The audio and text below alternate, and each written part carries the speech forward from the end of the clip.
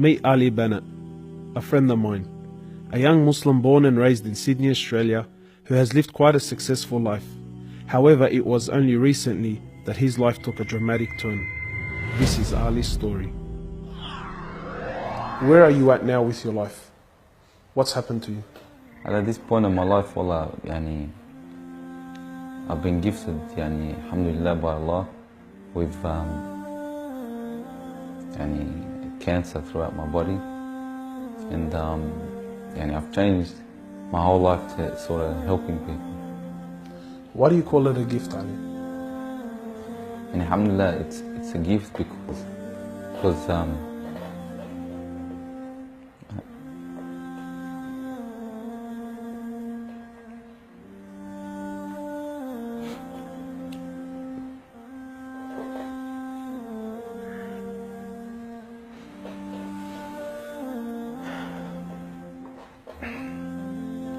and it's a gift because Allah's given me a chance to change.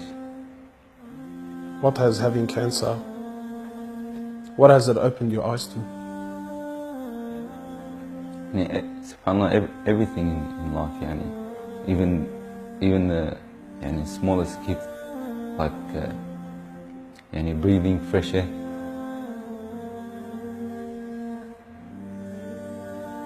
Do you feel like you used to take that for granted before?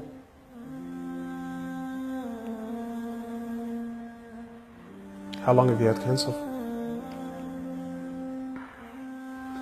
4 months now. Ali was diagnosed with stage 4 cancer and given only 7 months to live. Upon finding the news, he immediately sold his successful business and was forced to reconsider the lavish lifestyle he was accustomed to.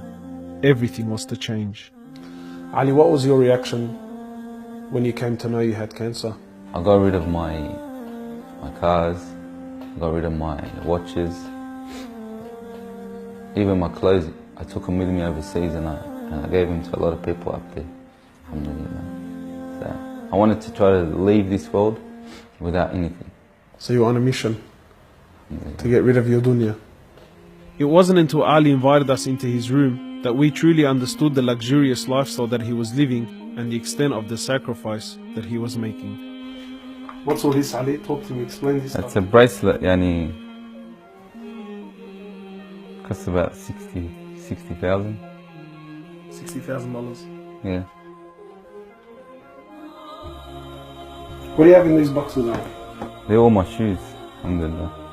Louis Vuitton? All Louis Vuitton. How much is something like this worth, Ali? They're probably about 1,300. How much you pay for that, Ali? About 700. Ali's interest in the dunya has left him abruptly and no longer holds a place in his heart. So Ali, what do you feel now, like when you look at this?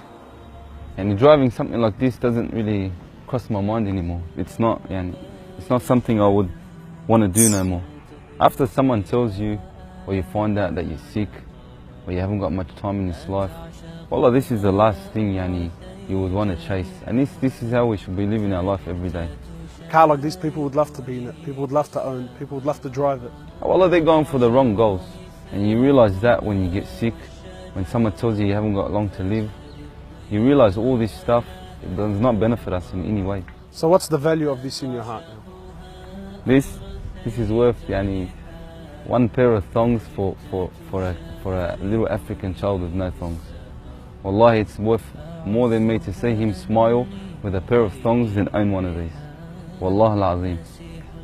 Ali has since dedicated the remainder of his life and wealth to helping those who are far less fortunate than him.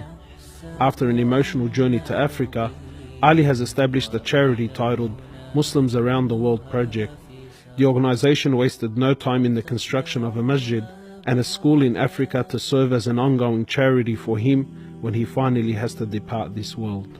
Well, it all started from when I went to the cemetery when a brother that has cancer passed away. And I was at the cemetery and I was just thinking to myself, after you go, there's nothing. There's no one there for you. No mother, no father, no brother, no sister, except for your deeds. And even your money is not going to be there for you. So the only thing that's going to be there for you is a sadaqah. And that's the only thing that's going to help you gradually through your time in the grave till you get to the ultimate destination. As the reality of death further sinks in, Ali spends most of his personal time in preparing himself for his final meeting with his Creator, Allah. The Prophet of Allah says, sallallahu alaihi wasallam, more or less, he says, he who loves to meet Allah, Allah loves to meet him.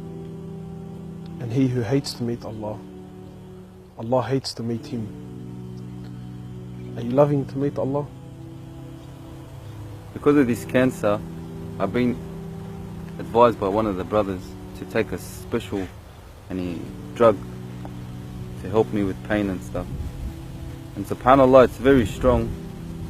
I took a bit too much and I came into a whole different world within not knowing where I was, and it was very hard for me.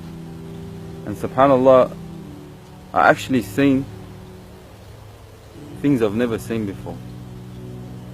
And my family were there all standing around me, and I was pointing up and I was saying, Ya Allah, take me. And it was that beautiful what I was seeing, I just wanted to go. And the next day, subhanAllah, I woke up and I was upset that Allah didn't take me.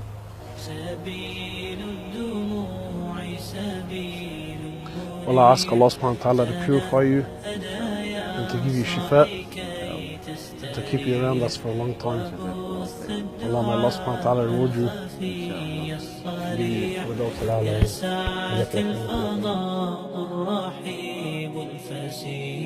سبيل الدموع سبيل مريح تنهدى يا صاحي كي تستريح.